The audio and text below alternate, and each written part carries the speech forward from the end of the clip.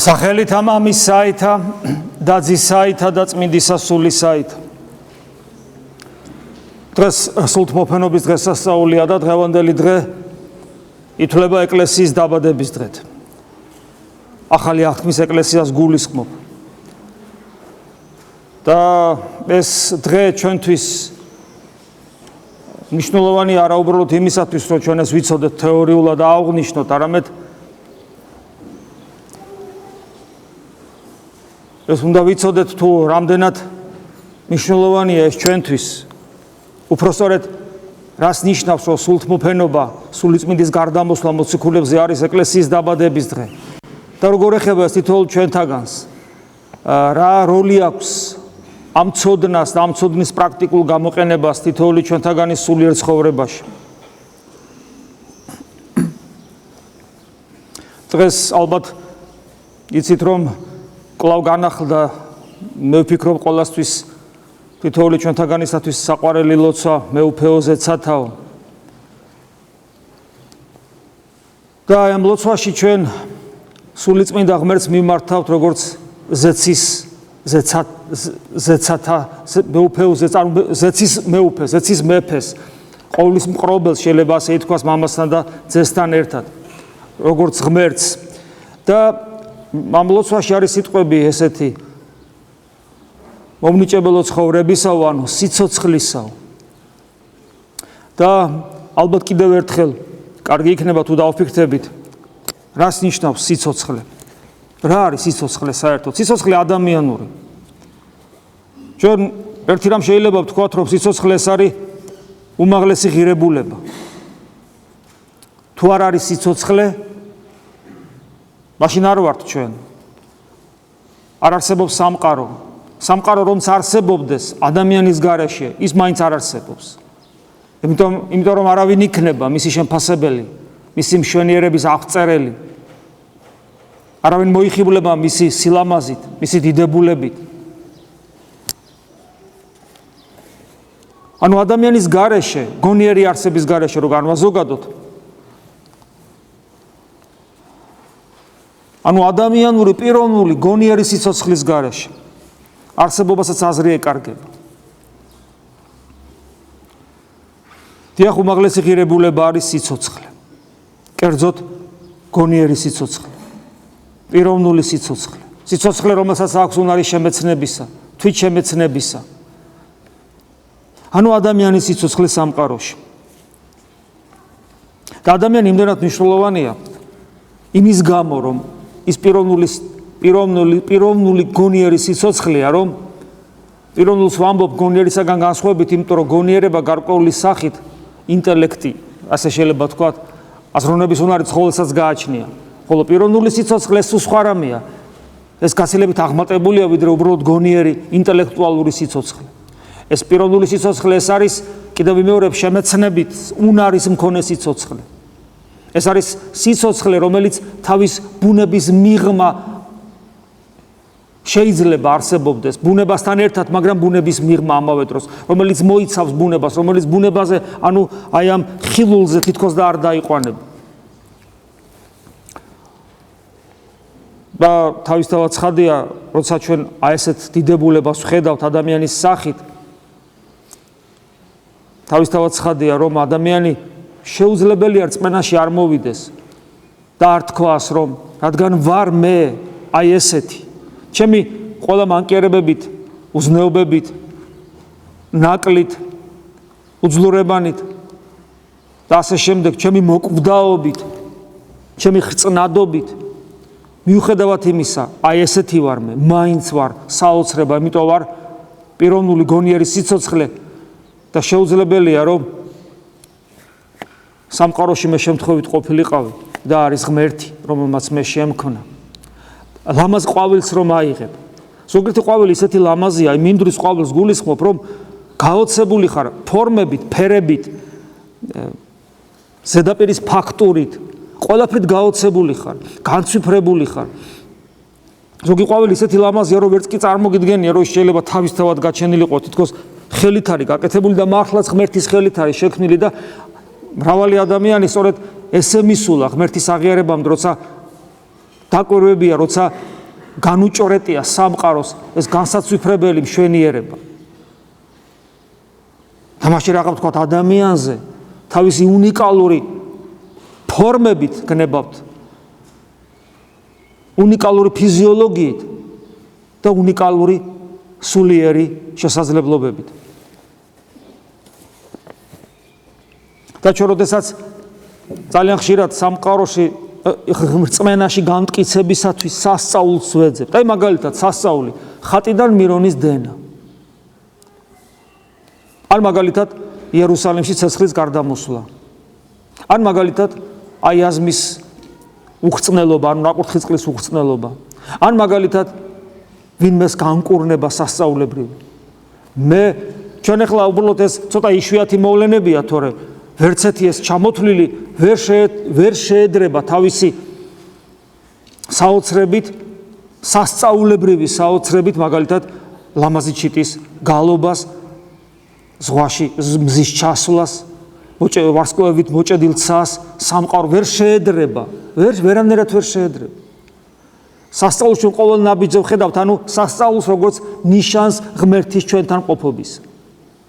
და აი ამ ყველაფრის აღქმის უნარი აქვს ადამიანს, იმიტომ რომ ადამიანი არის არაუბრალოდ არსებული, ადამიანი არის არაუბრალოდ ცოცხალი, არამედ ადამიანი არის განსაკუთრებულად ცოცხალი. ამიტომ ადამიანი ამბობს, მიმართავს ღმერთს, ცხოვრების მომცემელო, სიცოცხლის მომნიჭებელო და ჩვენ გვწამს, რომ არის ღმერთი, რომელმაც სიცოცხლე მოგვანიჭა.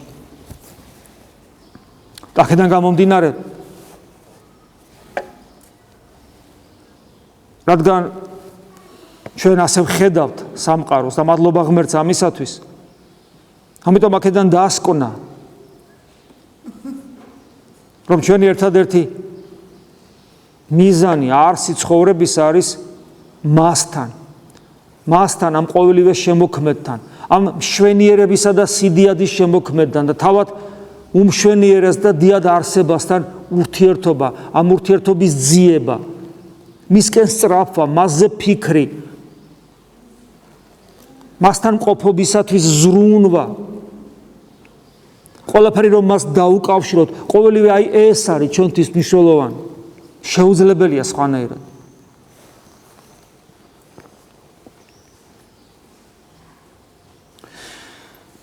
მაგრამ ადამიანი გარდა სწორედ იმიტომ რომ ღმერთს გავს, სწორედ იმისათვის რომ იმის გამო რომ ადამიანი არის ყველაზე სრულყოფილი ქმნილება სამყაროში. ქრისტიანმა შეიძლება თქვას, რადგან მე ვარსებობ ესეთი, ესე იგი არის, რადგან ჩემი სახით არსებობს ამგვარი სიცოცხლე, ესე იგი არის ცოცხალი შემოქმედი სამყაროსი. სწორედ ამიტომ, აი ამ სიდიადის გამო ადამიანს პრობლემა ექნება ღმერთის ძიებისა და ურთიერთობისა. იმიტომ რომ აი ეს საოცარი ფენომენი, რასაც ადამიანი ქვია, მისი ერთ-ერთი თვისება და გამოვლინება არის თავისუფლება. თავისუფლება ძალიან უცნაური რამ არის. თავისუფლება ეს არის ფენომენი, რომელიც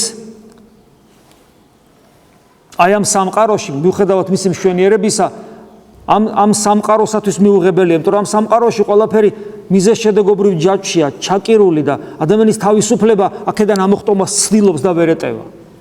მაგრამ ადამიანის თავისუფლება კიდევ უფრო შორს მიდის, იგი ვერ გუობს ვერანაირ გარედან ძალადობას, მის თავისუფლებაზე ზემოქმედებას, ადამიანის თავისუფლება ვერ გუობს ვერანაირ დიქტატს, თუნდაც ეს დიქტატი ყოვლად და ყოვლად სრულყოფილი სიკეთე იყოს.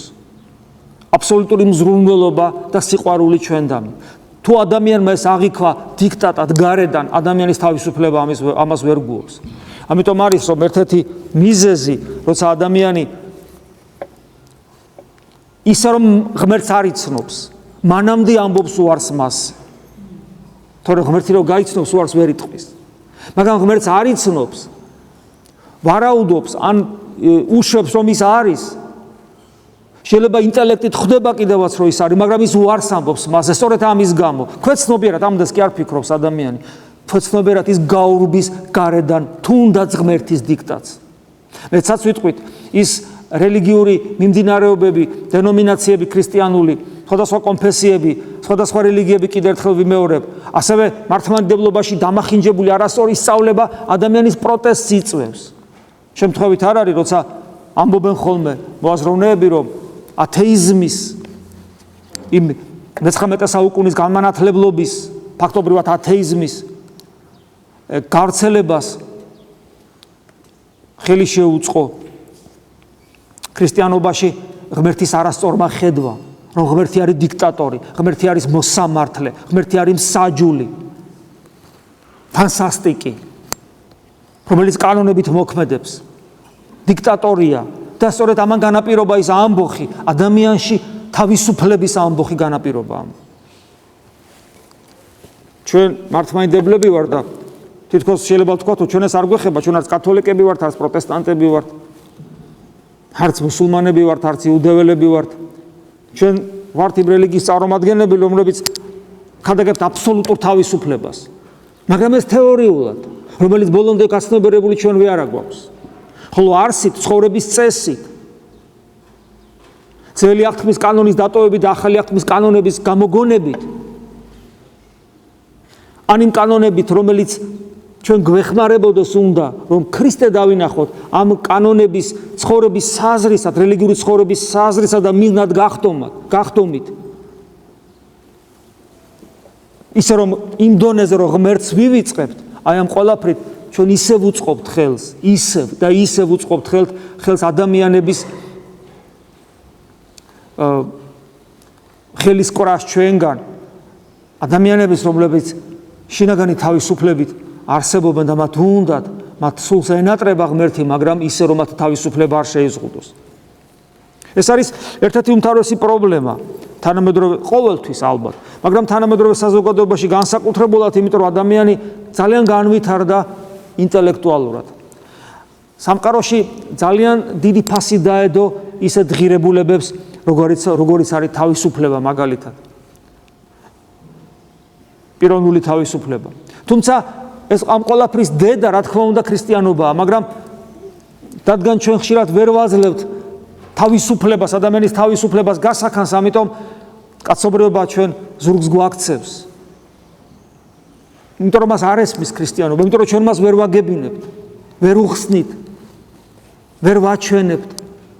ჩვენი უღმერთობით, ჩვენი ფარისევლური სულით ქრისტე დავფარეთ კაცობრიობისაგან.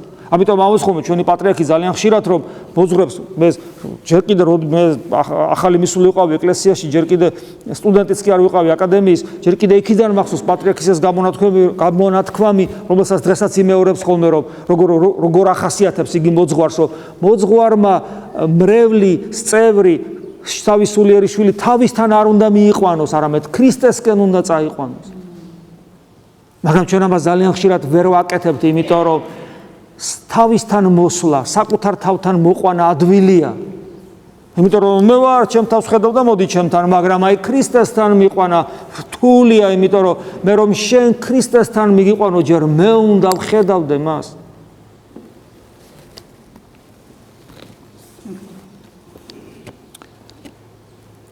და ერთ-ერთი მთავარი პრობლემა ჩვენს თანამედროვე საზოგადოებაში ეს არის ის, რომ ადამიანს აქვს გარედან თავს მოხვეული სხვადასხვა იდეოლოგიური თუ ტრადიციული ერთგვარი აქსიომები ბჭყალებში რო ჩავსვათ.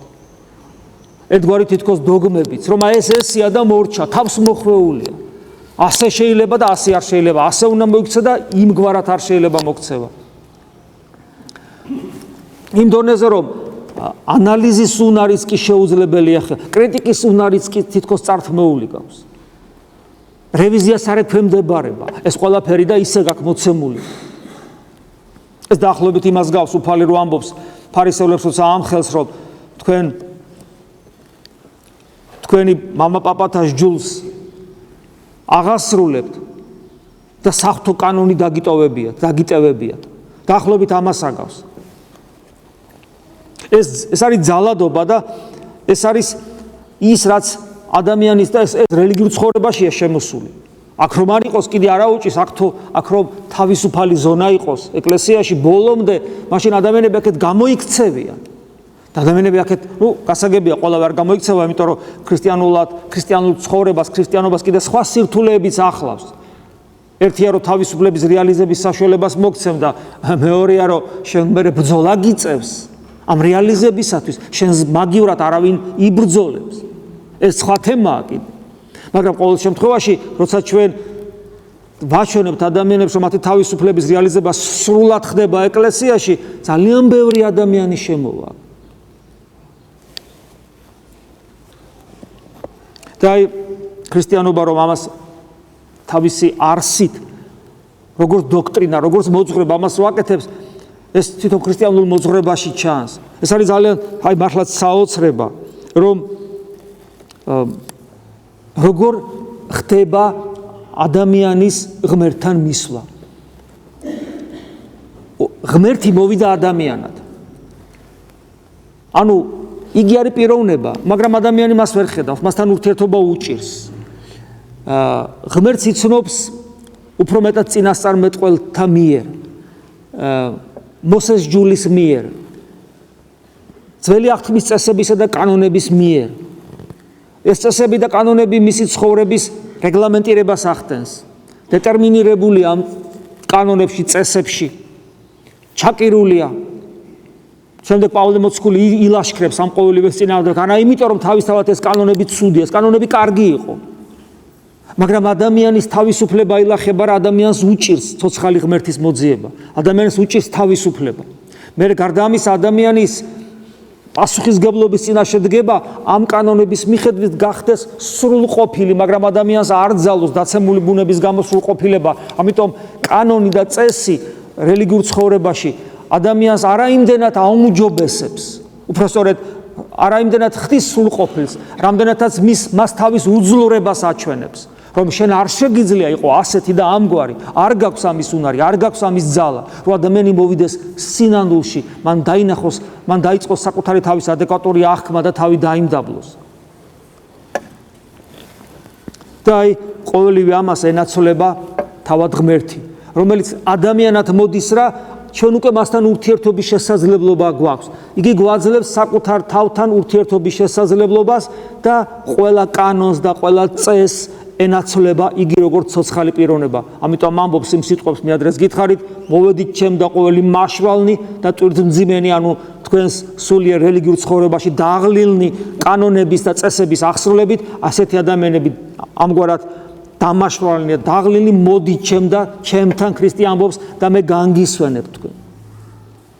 და მე გვეუბნება ის როგორია, მშვიდი, მდაბალი და განსვენებას ვიპოვით, როცა მის უღელს და მის ტვირთს ავიღებთ, რომელიც სუბუქია და ტკბილია.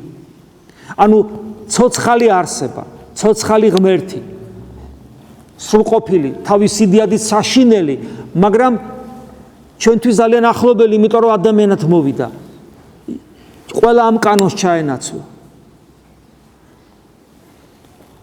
და თა როგორია, როგორ ახასიათებს თორსტები ესაია წინასწარმეტყველი, როგორ ახასიათებს, როგორია მაცხოვარი, რომელიც გატეხილ ლერწამს არ გატეხავს, მიმქრალ პატრუქს, ჩაბჟუტულ პატრუქს არ ჩააქრობს, ანუ უაღრესად ფაქიზ. ანუ გამორიცხულია ყველა ნებისმიერი ძალადობა მისი მხრიდან. ხშირად გვითხოვს ეს სიტყვები, ყოველი ადამიანის გულთან მდგავარ, ქრისტე ამბობს და ვრეკ ეგების ვიღაცა მისმინოს. ხედავთ რა როგორი სიდიადის, როგორი სიმაღლის სიფაქიზი ადამიანთან ურთიერთობაში, როგორ ფრთხილად ეპყრობა ადამიანის თავისუფლებას. გარდა ამისა, იგი მაქსიმალურად მალავს თავის სიდიადეს, თავის ძალმოსილებას. მხოლოდ უკიდურესი საჭიროების გამო, როცა ადამიანებს ძალიან შეად და შეიძლება შივრები დასვიდონ უდაბნოში, როცა ადამიანი ბრმარი, როცა ადამიანი მთელი წლებია ესე ქედადრეკილია, როცა ადამიანი 38 წელი ვერ დადის და როცა გული სიბრალულით ევსება, როცა მართა და მარიამი ტირის და მათ ტილს და ტკივილს ვერ გუობს და ტირის მაცხოვარი, როგორც ადამიანი ამას ყველაფერს განიცდის და როგორც ადამიანი გააკეთებდა ჩვეულებრივი, რომ გაჭირებულს დაეხმარებოდა, ესე ეხმარება უკიდურეს შემთხვევაში და ძალიან ხშირად უმრავლეს შემთხვევაში ცდილობს გარდა ლაზარეს აღდგინებისა, მაგრამ ამას თავის მიზეზები ჰქონდა, რომ დაფაროს ეს სასწაული. თუმცა ვინ დაფარავს, ყვირიან, გაყვირიან ქვეყანას მოდებენ ხოლმე ამ ამბავს, როცა ესე სასწაულებრივად ინკურნებიან, მაგრამ მაცხოვარი თავის ძალმოსილებას არ ავლენს იმის გამო, რომ ჩვენი თავისუფლება არ შეზღუდოს. ჩვენგან მოკვდება ისე რომ თავს არ იცავს. ჩვენგან იცემება, ინერწყვება, შეურაცხყოფილია. და თან 3 წელიწადნახევარი მოღვაწეობს საზოგადოებრივ საქმიანობას 3 წელიწადნახევარი ეწევა. ხოლო მანამდე რაც იყო, იმდენად ფარული იყო, რომ ძმებსაც, ანუ თანაშეზდილ მარიამის შვილებსაც არაფერი ჯერათ მისი, არ ჯერათ. იმიტომ რომ მათთან ერთად ჩვეულებრივ ბავშვად. ის ხო პიროვნულად ადამიანი არ არის, ხო პიროვნულად ღმერთია, პიროვნულად ღმერთი ადამიანური ბუნებით მათთან არის და ისინი ვერ გრძნობენ. ვერ გრძნობენ იმდენად ფაქიზია. იმდენად არ ზღუდავს ამ ადამიანის ურთიერთობებს. ამიტომ ნებისმიერი აპოკრიფული სახარებები, სადაც ქრისტე მასწავლებელს შეხედავს, მასწავლებელი მკვდარი დაეცემა, სადაც ქრისტე გააკეთებს თიხის მტრედს, სულ შეუბერავს და გაფრინდება, ეს ყველაფერი სრული სიყალბია. ამიტომ არ მიიღო ეკლესია, იმიტომ რომ გამორიცხულია მაცხოვარს ესეთი რაღაცები ეკეთებინა. ის არასოდეს არ გამოავლენდა საკუთარ თავს. იგი სიტყვით ცდილობს ადამიანების გულების მონადირებას. სიტყვით, რომ შენ სიტყვით მიიღო, ამბობს კიდევაც ჩემი ცხოვარი, ჩემ სიტყვას ისმენს. წამოდით ვიქადაგოთ რამე თუ ამისთვის მოვივლინე, ტოვებს სასწაულ მოქმედებას, აღარ ეხმარება ადამიანებს, იმისათვის რომ უბრალოდ იქადაგოს, რომ ვიღაცა მეგების გაიგოს. და ესეთი მოღვაწეობაც კი მხოლოდ 3 წელიწადნახევარი გასტანს. რა არის სამყაროს ისტორიაში, კაცობრიობის ისტორიაში 3 წელიწადნახევარი? არაფერი.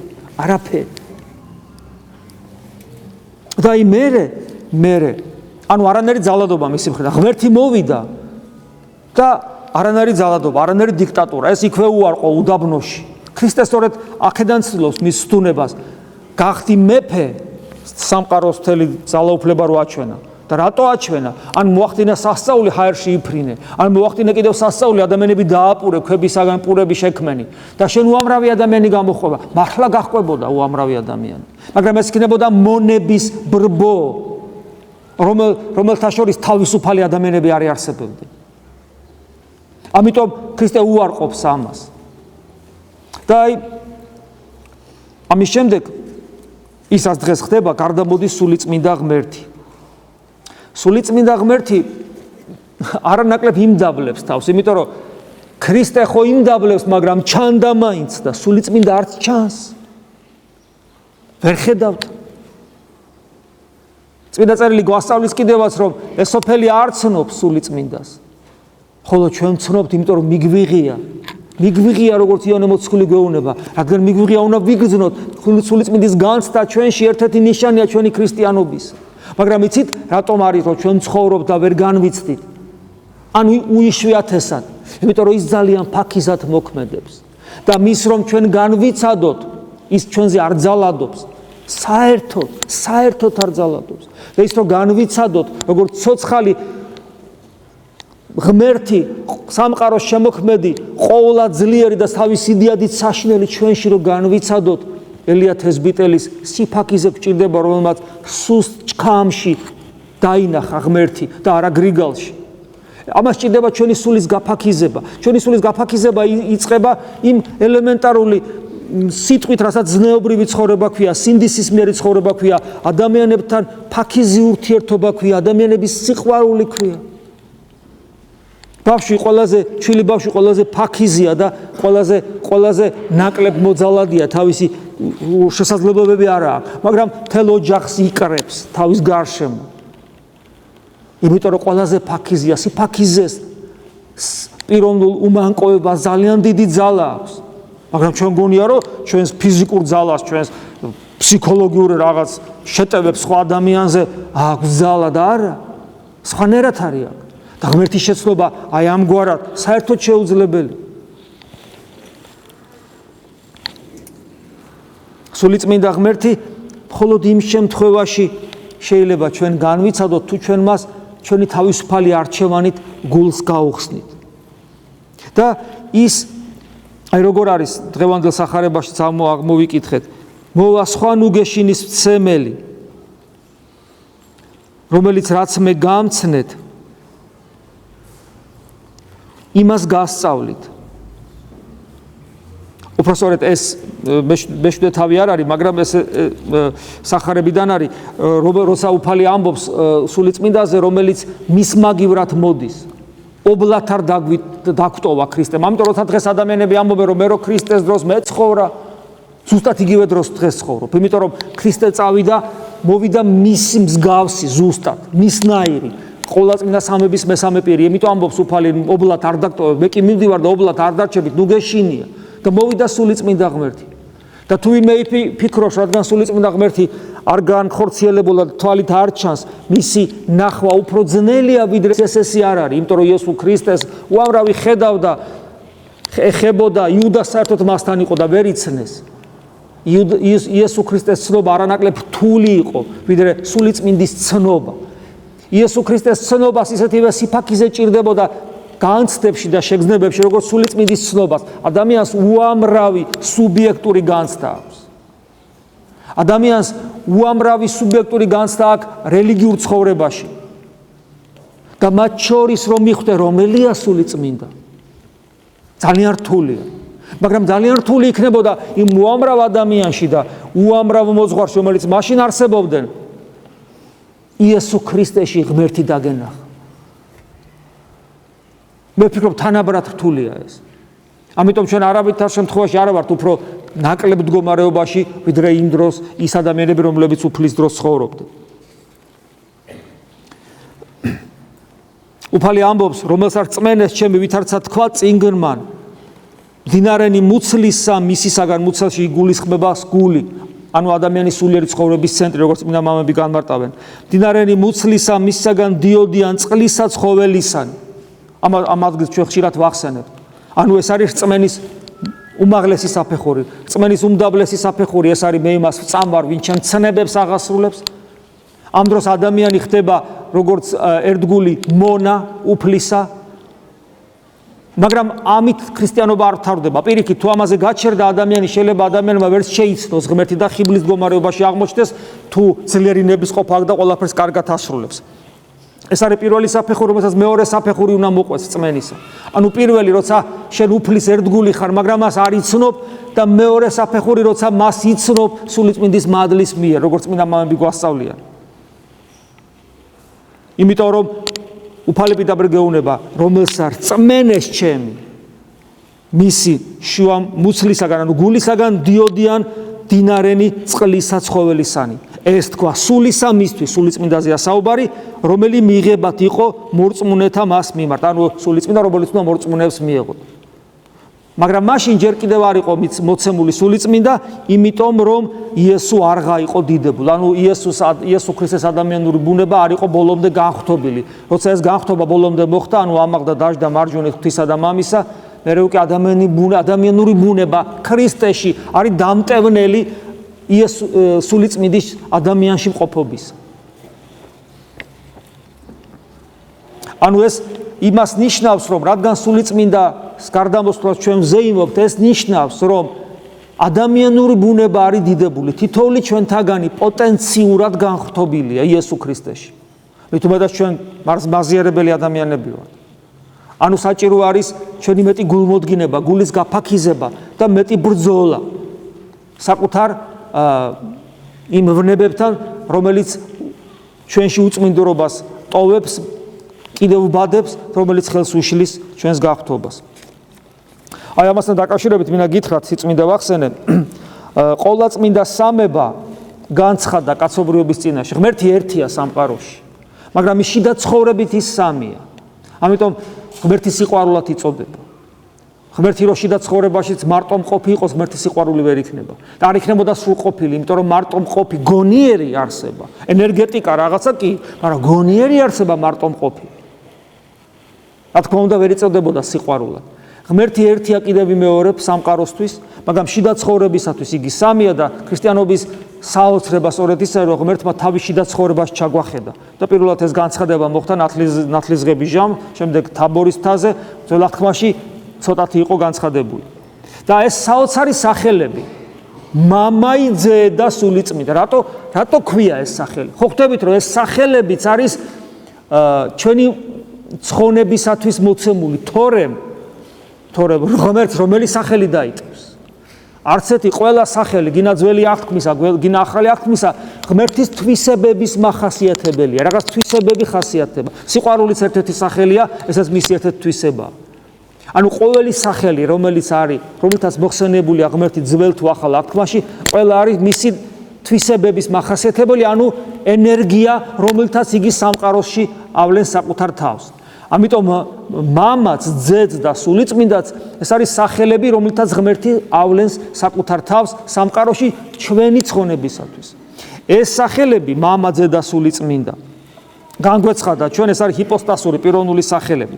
მამა და ძე იმიტომ, როგორც წმინდა მამამი გვასწავლია, მამა და ძე იმიტომ, რომ ჩვენ ღმერთის შვილობა, ან ღმერთის შვილება, ღმერთის ძმობა, შვილობა, იმიტომ რომ ჩვენ მამას უწოდებთ და შვილი არა როგორც ქმნილება, მაგალითად თევზი, არამედ შვილი არც როგორც ანგელოზი, არამედ გაცილებით მაღალ მდგომარეობაში. შვილი გაცილებით მაღალ მდგომარეობაში, ჩვენ ვართ ადამიანი არის შვილი გაცილებით მაღალ მდგომარეობაში, ვიდრე თვით ანგელოზიც, ამიტომ მამები ამბობენ ადამიანი პოტენციურად ანგელოზზე მეტია. ესე იგი, ღმერთს მამა ქვია იმიტომ, რომ ჩვენ ვიცოდეთ, რომ ჩვენ მისი შვილები ვართ, რომ მამა სახელი განგვიცხადა და ძეც იმიტომ, რომ ძე ყავს, ესე იგი მეც ძე ვარ მისი. გარდა ამისა, ღვთისძმობის ღირსნი გავხდეთ, იმიტომ რომ ქრისტე გვიწოდებს, თქვენ ძმანი ჩემნი ხართ, მეგობარს გვიწოდებთ, თქვენ მეგობარნი ჩემნი ხართ. გესმით? იმიტომ რომ ისა ჩვენერი ადამიანი გახდა. და თავისი დედა ჩვენს დედად გამოაცხადა იოანე მოციქულის სახით და თითოეული ადამიანის, ვინც გოლგოთამდე უერთგულებს უფალს. ქრისტეს თანამემკვიდრეობა, როგორც პავლე მოციქული ამბობს, ჩვენ თანამემკვიდრენი ვართ ქრისტეს. თანამემკვიდრე ნიშნავს, რომ აი როგორც ძე ღმერთია ადამიანურად ზეციური მამის შვილი, ჩვენც ასევე ვართ ზეციური მამის შვილი. და ღვთის სახლეულის წევრად, ღვთის ოჯახის წევრად გახდომა. ესეც ამასაც პავლე მოციქული ამბობს, თქვენ ხართ სახლეულნი ღვთის, ანუ ღვთის ოჯახის წევრები და აი ყოველივე ამის უფლება რომ მივიღოთ, ამიტომ გამოგვეცხადა ღმერთი მამად და ძედ. ხოლო სულიწმინდა ღმერთად ეს სახელი მესამე პირს იმიტომ აქვს, რომელიც მოდის ჩვენთან და ბევრ ამას გვასწავლის იმას, რაც ქრისტემ გვანს, რომ სულიწმინდა იმიტომ ქვია. სული რატომ? ღმერთი სულია საერთოდ, მამაც სულია, ძეც სულია. და წმინდა იმიტომ, რომ ყოველივე ზემოთ ჩამოთვლილი, რომ ჩვენში განხორციელდეს, ჩვენ სიწმინდეში უნდა შევიდეთ. ანუ ჩვენი პიროვნული განწმენდის გარეშე ის პირველი, რაც მამისა და ძის განცხადების შემთხვევაში გვენიჭება პოტენციურად, განუხორციელებელი დარჩება. თუ ჩვენ პიროვნულ სიწმინდეში არ შევალ. ხოლო სიწმინდე ეს არ არის ზნეობრივი ცხოვრება. სიწმინდე ეს არის ცხოვრება, როცა ადამიანი ემსგავსება ღმერთს. ადამიანი ემსგავსება ღმერთს. ხომ გესმით, რა უფსკული შეიძლება არსებობდეს განსხვავებულობის თვალსაზრისით ზნეობასა და ღმერთობას შორის. არა ზნეობა, არამედ ღმერთობა. რამდენადაც ადამიანი ისწრაფვის ღმერთობისკენ, რამდენადაც უახლოვდება ამ თავის იდეალს, ეს არის დაუსრულებელი პროცესი, იმდენად მეტად სიწმინდეშია შესული და ერთ-ერთი ამის აუცილებელი პირობა არის ის, რომ ჩვენ შიგნით შემოვარა ცოცხალი ღმერთი, შემოვა როგორც არა დიქტატორი, შემოვა როგორც არა ხისტი წესი და კანონი, რომელსაც უნდა დაემორჩილო, არა როგორც ქვის ფიცაზე დაწერილი მცნებები, არამედ ცოცხალი ღმერთი და ჩვენ მასთან მეგობრული, მამაშვილური, მოძღვრული, სულიერი შვილური ურთიერთობით ჩვენ მას უჯერებთ ჩვენი ნებით და მისი ნება ხდება ჩვენი ნება. ამიტომაც ჩვენ მეუბნებით, იყავ ნება შენ. ადამიანი სრული თავისუფლებით. ის რომ მისი ნება არ ილახება, იმიტომ რომ თვითონ მისი სურს, რომ მისი ნება იყოს მსგავსი ღმერთის ნებისა, სრული თავისუფლებით ნელ-ნელა შედის სიწმინდეში, იმიტომ რომ საკმარისია ჩვენში დაიწყოს განხორციელება ღვთის ნებამ, რომელიც იგივე ჩვენი ნება იქნება უკვე, რომ ადამიანი ხდება წმინდა. სულიწმინდა ჩვენი მაცოცხლებელია, ჩვენი მაცხოვრებელია, ანუ გადამრჩენელია. ქრისტეს მოძღვრების მასწავლებელია, რაც ქრისტემ თქვა, იმას გვასწავლის დღემდე, იმ დონეზე, რომ იოანე მოციქული გვეუბნება, წიგნიდან სწავლა არ გჭირდებათ. იმიტომ რომ თქვენ სულიწმინდა გასწავლით, რომელიც თქვენშია, ის ცხებულება, რომელიც მიიღეთ, ის გასწავლით. ახლა ეს ვიღაცამ არ იფიქროს, წიგნები აღარ ვიკითხოთ. წიგნების კითხვა უარყოფა კი არ ხდება ამ დროს. ამ დროს ხდება წიგნის კითხვაზე უფრო უპირატესის წარმოშენა, რომლის გარეშეც წიგნის კითხვა არაფრის მომცემი არ არის. ხოლო თუ ეხლა სილვან ათონელი ხარ და ანტონი დიდი და მარიამ მეგვიპტელი, მაშინ ალბათ წიგნის კითხვაც არ გჭირდება, მაგრამ ხო ხვდებით, რომ ისინი ძალიან დიდ სიმაღლეზე იყვნენ. ქრისტეს ხო, სულიწმინდა ღმერთი ასევე ქრისტეს მიბაძვა მიმსგავსების მოძღვარი. ანუ ჩვენ რომ ქრისტეს დავემსგავსოთ და მივბაძოთ და დავემსგავსოთ, ამისათვის ჩვენ ამ ყოველივეს ჩვენ გვასწავლის სულიწმინდა ღმერთი, არა თეორიულად, არამედ ჩვენთან ერთად ხელს ვკიდებს და ჩვენთან ერთად დადის. ჩვენი მოძღვარია, შეიძლება ასე ითქვას. სულიწმინდა ქრისტეს ამაღლების შემდეგ ჩვენი ნაკლულოვანებათა აღმავსებელია. იმიტომ რომ ჩვენ უძლურნივად აი ამ გზაზე რომ ქრისტეს დავემსგავსოთ და სადაც წავიფორხილებთ, სულიწმინდა წამოგვაყენებს. ოღონ ეს რომ დაინახო, ამას კიდევ ვიმეორებ, სიფაქიზე ჭირდება, იმიტომ რომ ადამიანი ძალიან ხშირად ამას ვერ ხედავს, საკუთარ თავს მიაწერს ხოლმე, ხანდახან გარკვეულ წარმატებებს, მაგრამ ეს აუცილებლად მე ძალიან ცუდი მარცხით თავდება. ადამიანი ადის ხიბლში და ხიბლიდან დაბლა ვარდება და ენარცხება და იმსხვრევ. ასევე ჩვენ და იესო ქრისტეს მსგავსი სათნოებანი მოვიპოვოთ. და აი ამაშიც სულიწმინდა არის ჩვენი ამ ყოველივეს მომნიჭებელი. ეს სათნოებანი, აი ძალიან ხშირად კითხვას ვამე ხოლმე, რომ სულიერი ცხოვრების ნაყოფი რა არის? რას ნიშნავს ღმერთი არის ჩემთან? რას ნიშნავს რომ მადლი არის ჩემთან? ამას ეს მე ხშირად მithქვავს, ეხლა გავიმეორებ, ეს ნიშნავს შემდეგს. აი პავლე მოციქული ამბობს გალატელთა მიმართ ეპისტოლეში, თუ რას ნიშნავს, როცა ადამიანი სწორად ლოცულობს, სწორად სულიერი ცხოვრებით ცხოვრობს, სწორად ნანობს, საკუთარ ვნებებს ხედავს და სწორად ებრძვის მათ. და შემდეგ ესეთი ადამიანი იხვეჭს სულიწმინდას და ამ სულიწმინდას რო იხვეჭს, მას აქვს ნაყოფი. და ადამიანი ხვდება მაშინ უკვე და გარეშე მომყოფებიც ამას ამჩნევენ. პავლე მოციქული ჩამოთვლის გალატელთა მიმართ ეპისტოლეში. ნაყოფი სულისა იარს, სიყვარული, თუმცა თითოეულ ამ სათნოებას განმარტება ჭირდება, იმიტომ რომ თითოეული სათნოება ეს არის ქრისტეს თვისებები. ადამიანი, რომელიც სწორე სულიერი ცხოვრებით ცხოვრობს, ნელ-ნელა ემსგავსება ქრისტეს, იძენს მაცხოვრის თვისებებს. ეს თვისებებია, ნაყოფებია. სიყვარული, სიხა და განმარტება რატო უნდა, იმიტომ რომ ქრისტეს თვისება, სიყვარული, ესე უბრალოდ, ხო, აი სიყვარული, სიხარული მაქვს, მშვიდობა მაქვს, არა, ის სიყვარული კი არა, შენ რომ გინახავს აქ, ქრისტეს მიერი, ის სიხარული კი არა, რომელიც გინახავს, ქრისტეს მიერი და ასე შემდეგ. სიყვარული, სიხარული, მშვიდობაი, სულგრძელებაი, სიტკბოებაი, სახიერებაი, ანუ სიკეთე,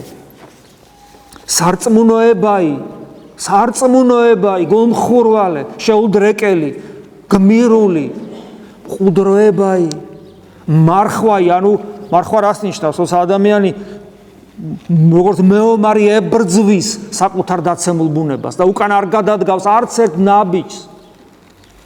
მოთმინებაი, აი როცა ხშირად ვამბობთ ხოლმე, რომ გვასწავლია მამები, რომ აი ღამე წამოდგომა ერთადერთი რაც ხშირად მithქვავს, ეკუთვნის ადამიანს თავისი დღე, თუ ჩამოყალიბებული ეგოისტი არ არის, არ ეკუთვნის, იმიტომ რომ ეს შენი ცხოვრება ეკუთვნის ყოველთვის სხვა, შენს ახლობლებს. ერთადერთი რაც გეკუთვნის, ეს არის ღამე. იმ ღამიდან უნდა ამოჭრა.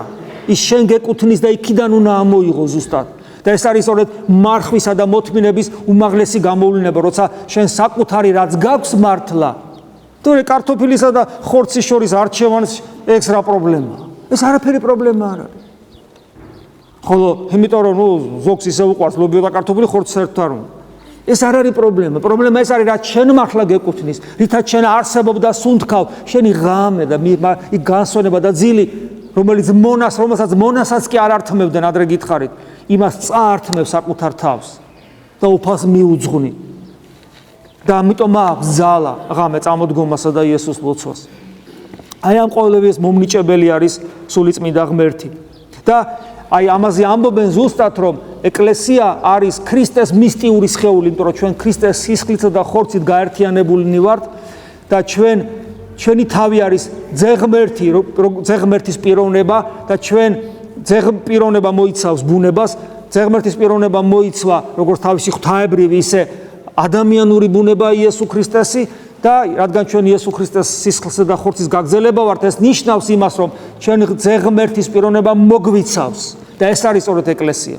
მაგრამ ეს არის ქრისტოლოგიური ასპექტი, ეს ამბობენ ღვთისმეტყველები, ეკლესიის ქრისტოლოგიური ასპექტი, მაგრამ არსებობს ეკლესიის პნევმატოლოგიური, ანუ სულიწმინდისეული ასპექტი და რაც ჩამოუთვალეთ, რასაც გვასწავლის სულიწმინდა, გვმოძღვრავს, ქრისტეს გვამსგავსებს, ქრისტეს სათნოებებში გვწვნის, რითაც ჩვენ საბოლოო ჯამში ქრისტეს ვემსგავსებით, თან ისე რომ თითოეულ ადამიანთან მიდის პიროვნულად და მის თავისუფლებას არ ლახავს, მაგრამ პიროვნულად აცოცხლებს, ეს არის სწორედ სულიწმინდა ღმერთის მადლი, ღვაწლი ჩვენს მიმართ გაწეული და დამსახურება. და ჩვენ წეგავთ თქვით, რომ ეს ყველაფერი ეკლესიაში ხორციელდება რა და სულიწმინდა თავის თავს ახორციელებს რა ნიჭების სახით, ეს ყველაფერი ნიჭები იყო ჩამოთვლილი. ერთ-ერთი ნიჭი, რომელსაც სულიწმინდა იძლევა, ეს არის სიტყვის მსახურება. სიტყვის მსახურება ლოცვით მსახურებასთან, ანუ ევქარისტიულ მსახურებასთან ერთად არის აუცილებელი პირობა, რაც უნდა კონდეს იერარქიას. იერარქია ამის გარეშე მკვდარია.